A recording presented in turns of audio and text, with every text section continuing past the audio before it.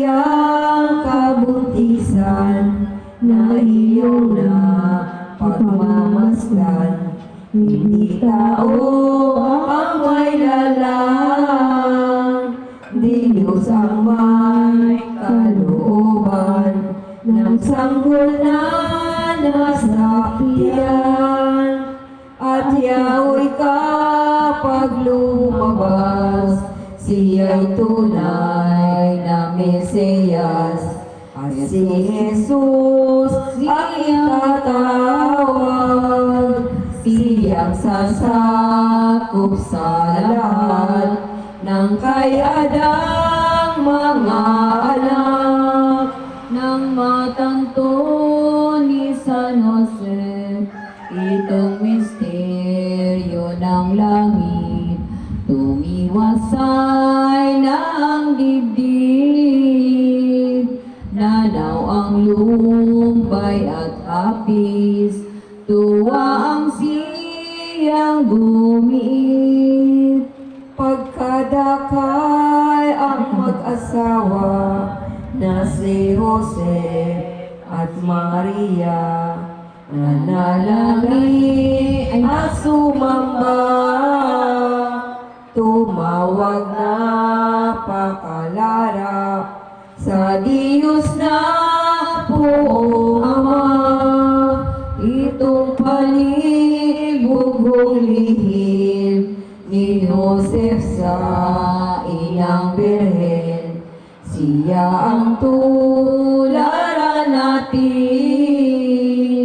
Bagaman hindi maninig ng taong sino man alin, at sapagkat katampatan at ugaling katwiran ang namamali-aralan, huwag pag-upasalaan ang taong sino't alinman.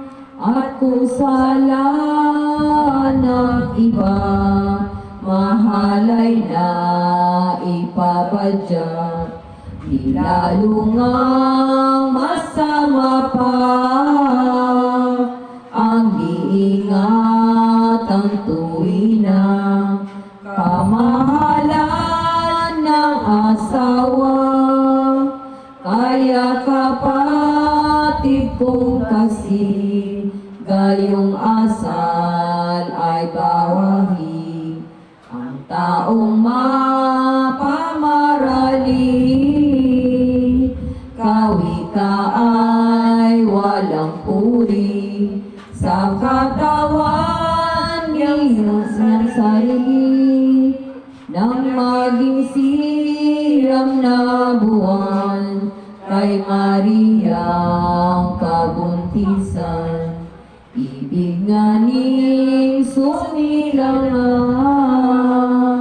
yaong Mesiyas na mahal, ang mundo'y liliwanagan.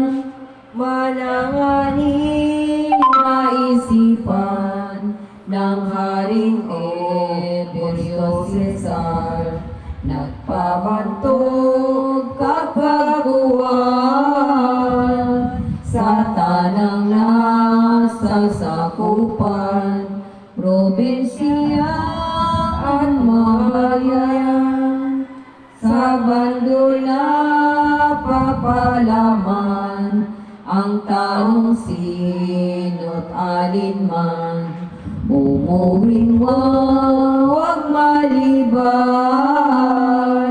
sa kanilang bayan, at pagbubuwis ang tunay. Nang natanto ito, yung tawag ni San Jose ay tumayaw, kasama ang Birhen Liyag. Agad na silang lumakad at sa Birhen at tumambad, sumunod at di sumunod buhay sa utos na napakinggan. Kahit buntis nagagampal